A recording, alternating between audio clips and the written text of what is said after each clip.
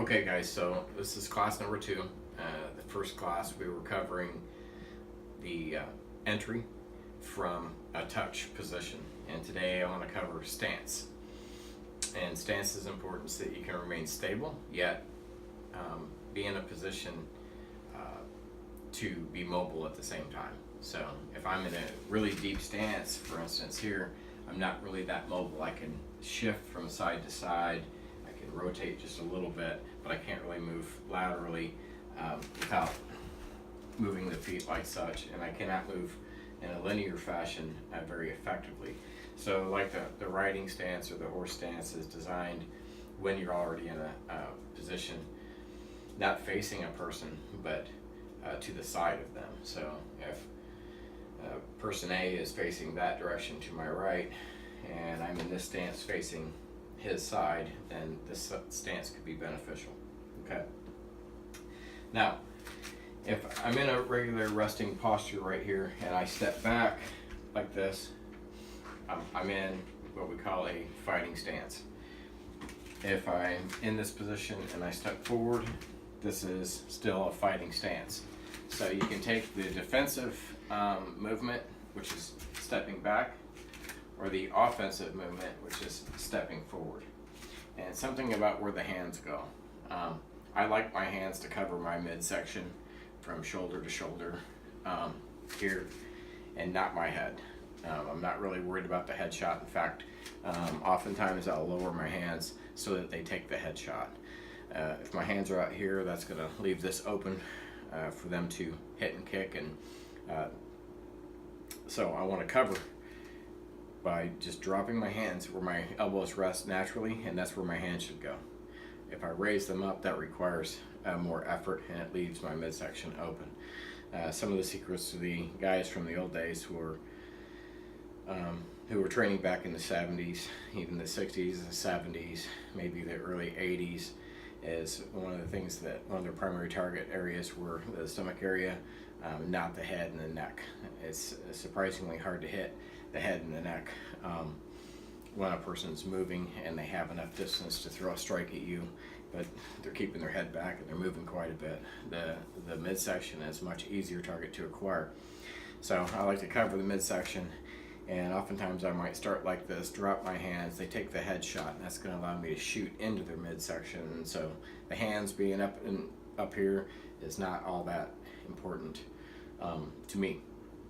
I want them to take the head shot because I want to come low and cover my legs, cover my body. Okay.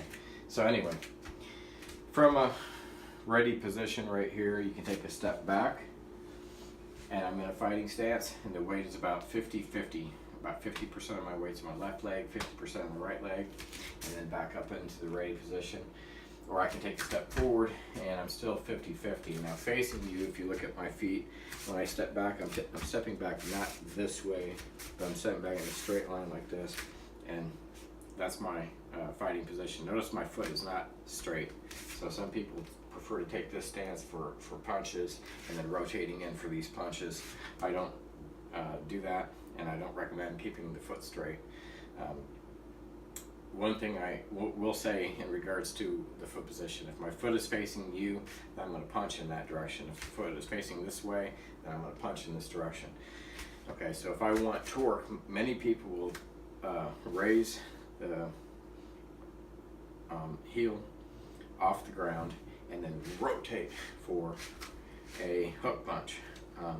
I don't need to do that because my foot is already going to be at 45 degrees and my torso facing to the front.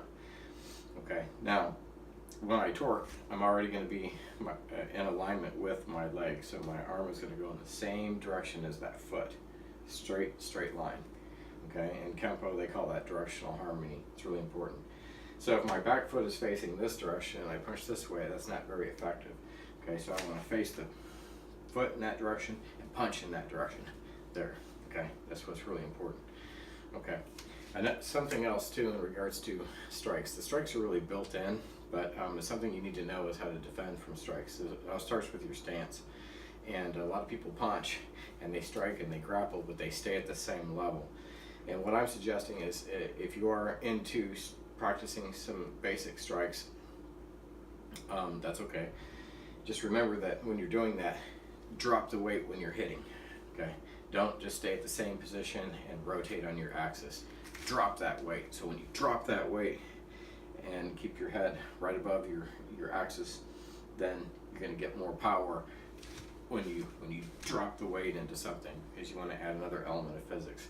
So you'll notice that when I strike, I don't just come in here like this and I don't reach. A lot of people will reach and a lot of people will do that type of thing, but you want to drop your weight when you're hitting.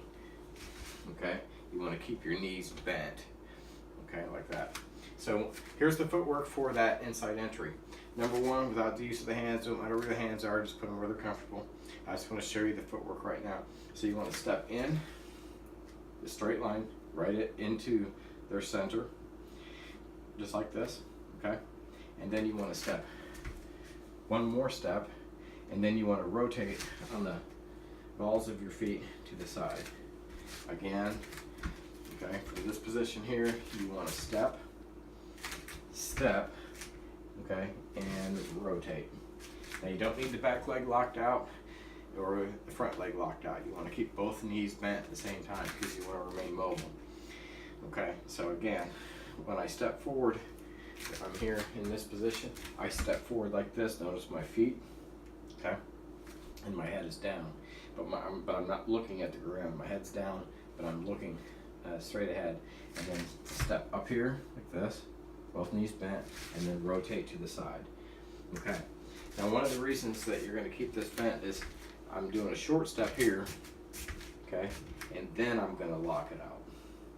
And then a short step here, and then I'm going to lock it out, the back leg, and then I'm going to rotate here, and then I'm going to lock it out. And the reason for that is because if I went into the subject right here, notice both knees bent, okay, and I have a hold of them, I'm on the front of their body, and then once I've made that contact and I've established adhesion to that person, whether I'm grabbing their gi or their shirt or around their body in some way, the back leg is bent initially, and then when I lock it out, that's going to force their body back about 2 or 3 more inches. And what that does is it's going to make that person lean back a little bit. It's going to make it really hard for them to step back. Okay, so additionally, when I step up one more time here, okay, I'm still following through with that person, and then I lock that back leg out. That's going to drive them forward and bend the top of their body in half essentially. Then you rotate, and then you drive them back. So when you're in the side control position, when I went like this, 1, 2, and went to the side control position, then I want to lock that back leg out. That way, all the weight for that other person should be on their far leg. Okay, you're forcing all the weight, say, on their left leg. That way, when I transition to the back control position, which is just stepping around, they will not be able to move away and back out from it. Okay, that's a little bit on stance. That's really important. Keep your knees bent. Okay, maintain your breathing into the nose, out through the mouth, and just practice your stepping. 1, 2, and 3. And always keep your legs bent, so that way you have the room, okay, to lock out when you need to, and drive your body connected with their body so that their weight is placed on one leg. Okay, that's all for that class. Thank you.